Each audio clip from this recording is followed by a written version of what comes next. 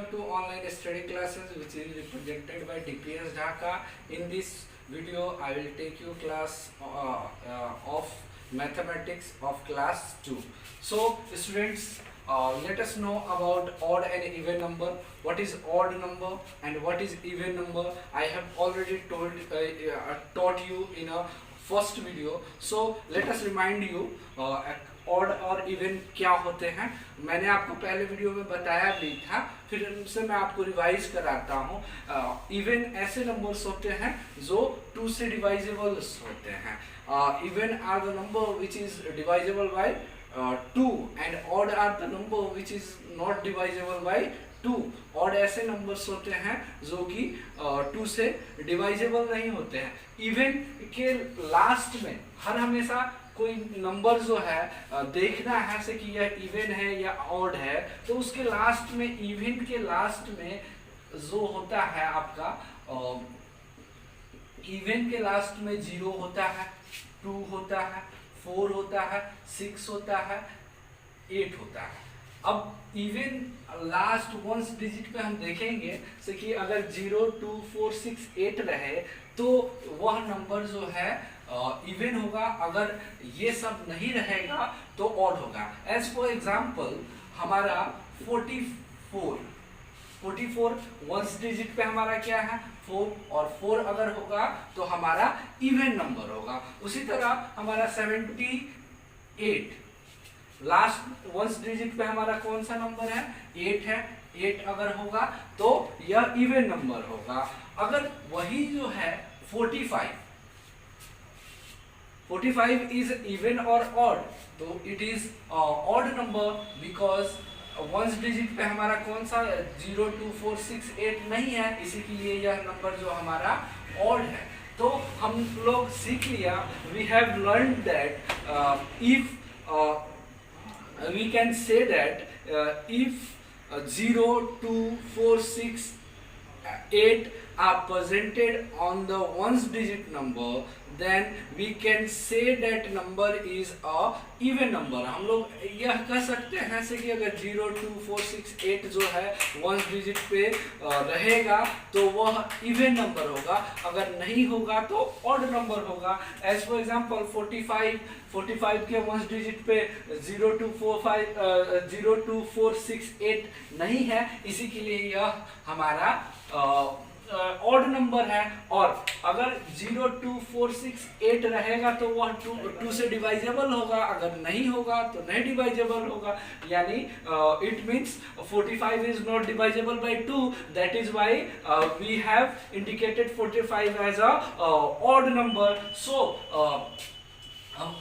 we have I hope you have we have already understand it से कि odd number क्या होते हैं, इवन नंबर क्या होते हैं. ऐसे नंबर जो कि जिनके लास्ट में 0, 2, 4, 6, 8 रहता है उनको इवन कहते हैं. ऐसे नंबर जो इनके लास्ट में 0, 2, 4, 6, 8 नहीं रहता है उनको ऑड कहते हैं.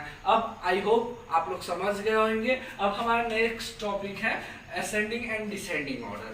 आप देखते हो, have you saw a ladder? ladder means सीढ़ी जो बांस वगैरह का बना रहता है या मेटल्स वगैरह का बना रहता है. जब हम लोग ये सपोज कर लो ये हमारा ग्राउंड है और लेडर्स को आप ऐसे लगाते हो, ठीक है, तो हम लोग ऐसे जाते हैं, ठीक, तो ऐसे जाते हैं, नीचे से ऊपर की ओर जाते हैं. When we move from below to top, that movement is known as a ascending order. It means that if you have given a set of number and you have been asked to arrange the given set of number according to ascending order, then you have to arrange a given number according to lower to larger. अगर आपको बहुत सारे numbers दिए गए हैं और आपसे कहा जाता है से कि आपको वह नंबर जो है असेंडिंग ऑर्डर में अरेंज करना है, तो उस नंबर को पहले छोटे वाले नंबर आएंगे, उसके बाद में उससे छोटा बड़ा होगा जो आएगा, फिर ऐसे ऐसे करते आएगा. जैसे कि हमने बताया भी है, हमारे पास कुछ नंबर्स हैं 15, 23, 35, 41 एंड 52. हमारे पास ये नंबर है, ठीक है, और इसको हमने अरेंज कर दिया है। तो देख रहे हो 15 सबसे पहले है, 23, 35, 41 और 52। ये हमारा यह अरेंजमेंट ऑफ नंबर जो है क्या है, असेंडिंग ऑर्डर। अगर वही हमने इस नंबर को ऐसे अरेंज किया होता 52, 41, 35, 23 and 15, this method of arrangement is known as descending order. इसमें जो है क्या है, डिसेंडिंग ऑर्डर का यह अरेंजमेंट है। जो इसमें ये डिसेंडिंग ऑर्डर का हमने एग्जांपल दिया है यहाँ पे, ठीक। तो अब जो है आपको एक्सरसाइज में आपके क्वेश्चंस भी दिए हुए हैं, सिर्फ बहुत सारे नंबर्स दिए गए हैं, and you have been asked to arrange given number according to ascending and descending order.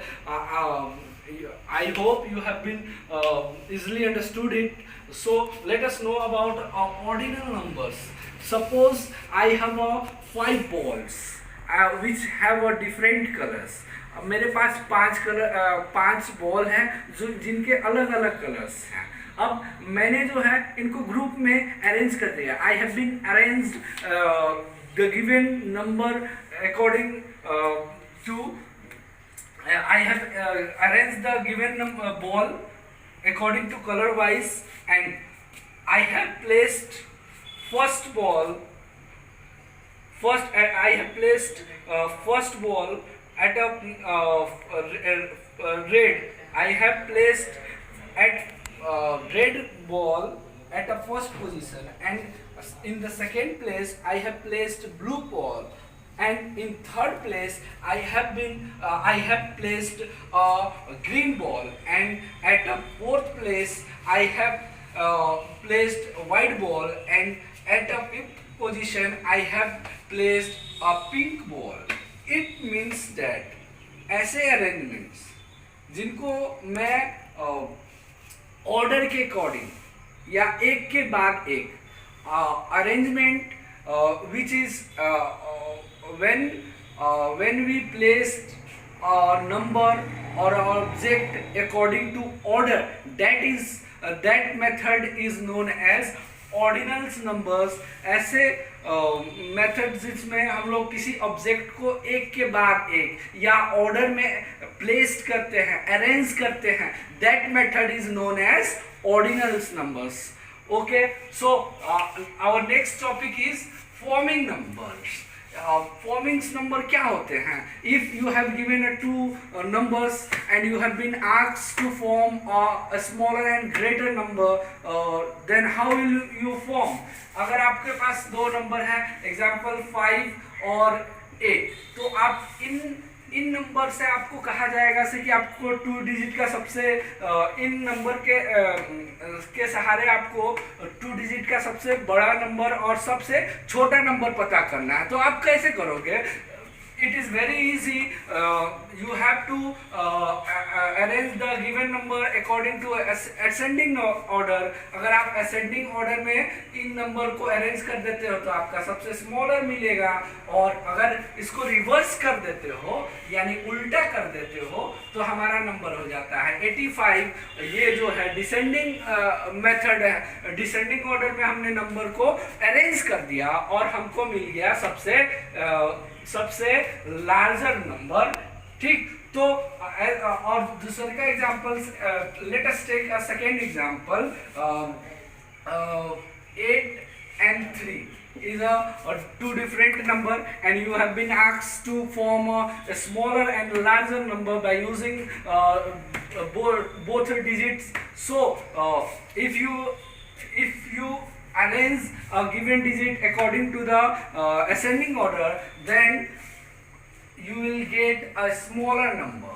I have indicated a smaller with S, and if you will arrange a given digit according to the descending, then you will get a larger number 83. So it's a very simple, यह बहुत simple है। अगर कोई भी number आपके digits दिए गए हैं और उस डिजिट को आप असेंडिंग ऑर्डर में अरेंज करते हो तो हमारा स्मॉलर नंबर मिलेगा। अगर आप उसको क्या करते हो, डिसेंडिंग ऑर्डर में अरेंज करते हो तो हमारा सबसे लार्जर नंबर मिलेगा। जब भी आपको दिए गए नंबर से बड़ा नंबर लेना है तो उसको पहले बड़े को रखो तब छोटे को रखो। अगर सबसे छोटा नंबर लेना है तो पहले छोटे को रखो तब बड़े को रखो। I hope you have understood. I Okay, students, I have covered all the topic of your books and you have been asked to complete exercise 1.4, 1.5, 1.6, 1.7 and 1.8।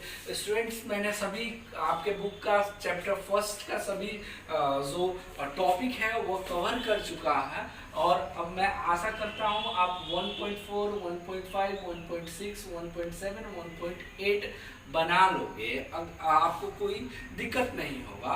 ठीक, अगर if you have not purchase your book, get it from school, it is available at old building of our schools। I hope अगर आप लोग book नहीं लिए होंगे जल्दी से जल्दी आप पुराने बिल्डिंग में बुक अवेलेबल है, get it and solve all the exercise। Stay home,